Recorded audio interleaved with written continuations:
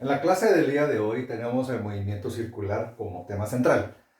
El movimiento circular es fundamental para el ser humano y para cualquier ser vivo que se tenga que mover.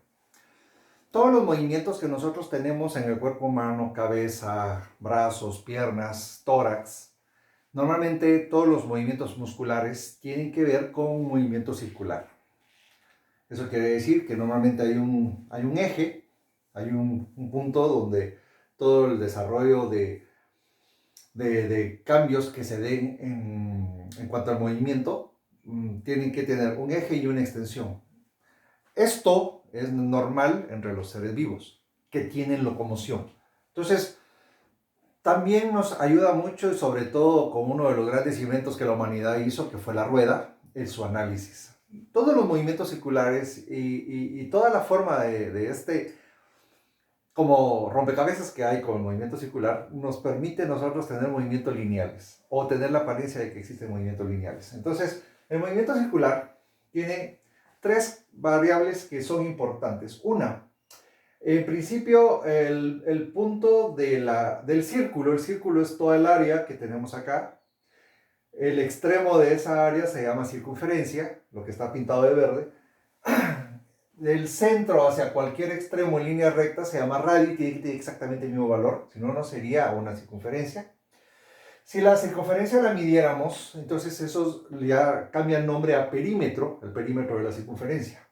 Entonces, un segmento del perímetro es precisamente esta letra S que nosotros le vamos a llamar arco. El arco relacionado con el radio, arco dividido el radio, nos va a dar a nosotros una cantidad que se llama ángulo. Este ángulo, que ustedes ya lo habrán visto probablemente en el plano cartesiano, es un ángulo que se puede medir de distintas formas. En principio es adimensional. ¿Por qué?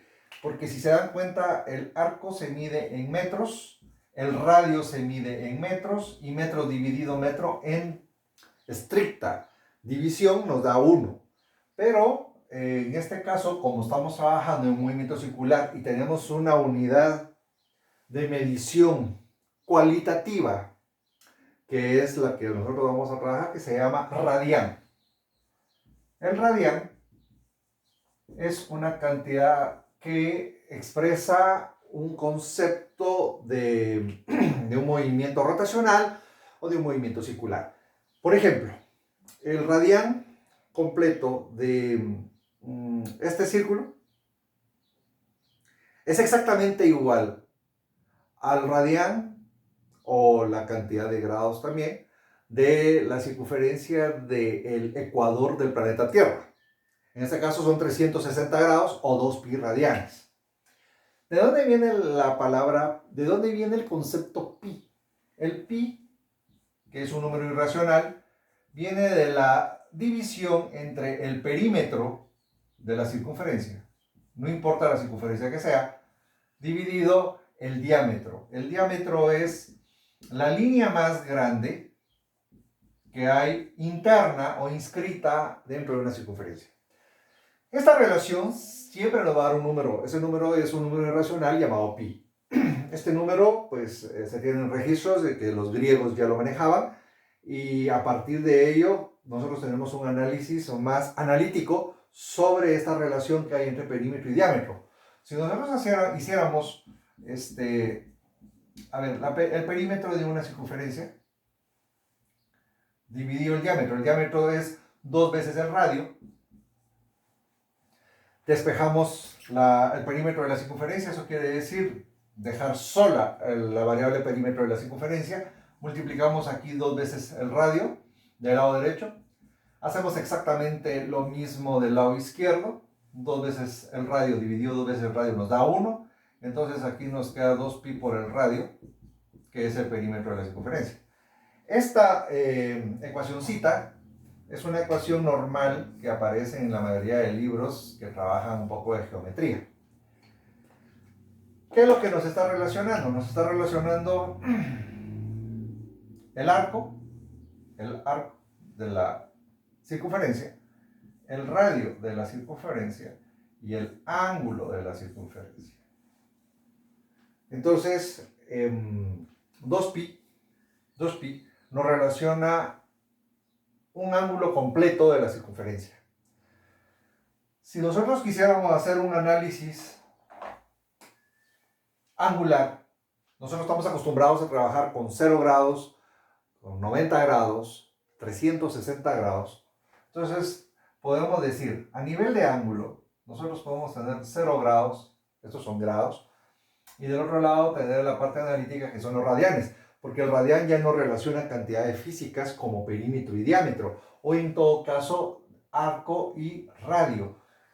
El radián, por ejemplo, para 0 grados es 0, para 90 grados es la relación de pi dividido 2, para 180 grados es simplemente pi, para 270 grados es 3pi dividido 2, 3pi medios, y para 360 grados es 2pi. Normalmente nosotros estamos acostumbrados a trabajar con los grados que se muestran aquí del lado izquierdo, pero de forma analítica debemos de hacer nuestro trabajo de la manera que aparece del lado derecho. Esto en algunas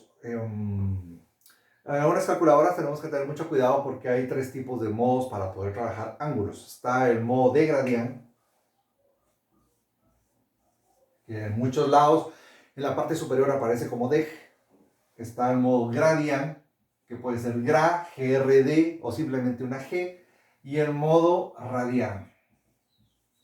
Como la calculadora normalmente nosotros vamos a interpretar esto, los ángulos de 0 a 360 grados, entonces nosotros lo que tenemos que hacer es que vamos a dejar en nuestra calculadora el modo de Gradian. Esto es lo que tiene que aparecer como una letra D mayúscula o un DEG en la parte superior de la calculadora. Este nos permite trasladar de los ángulos a radianes. En cambio, el modo Gradian, este va de 0 a 1, de 1 a 0, de 0 a menos 1 y de menos 1 a 0. Y el modo radian pues es trabajar directamente con pi. El problema de trabajar los radianes directamente es que a veces perdemos la noción en qué parte de la circunferencia estamos, porque es relativamente sencillo relacionarlo con pi. Pero cuando estamos trabajando con el número decimal tal cual, por ejemplo, pi medios sería la mitad de 3.14, entonces ya eso nos va a dar numeritos que son más difíciles de interpretar.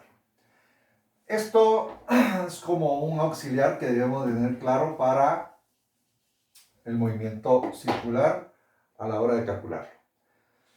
Esta relación que tenemos aquí es nuestra primera relación que interpreta el concepto del ángulo. Pero es muy interesante porque el radio, que es parte del concepto de cualquier circunferencia, lo relaciona directamente con el arco.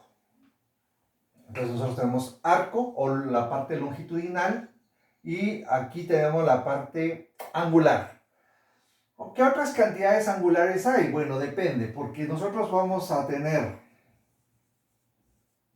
como lo hicimos con el movimiento lineal, una parte que es la cinemática angular, y esta nos va a relacionar el desplazamiento angular, velocidad angular, que la velocidad angular normalmente se representa con la letra omega minúscula, la aceleración angular que se representa con la letra alfa y naturalmente el tiempo, que es nuestra variable independiente, que no varía si es lineal o si es circular.